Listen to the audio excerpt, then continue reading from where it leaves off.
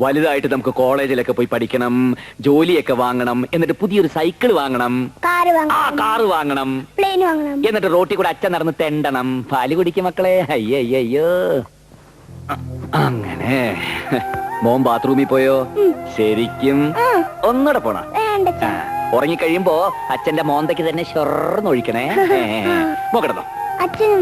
അയ്യോ, അച്ഛന് കുറച്ച് ജോലി കൂടി കൊണ്ട് കൂട്ടാ. മോന്റെ നാളത്തെ യൂണിഫോം തേച്ച് വെച്ചിട്ട് അച്ഛൻ ഓടി വരാം. Okay, good night.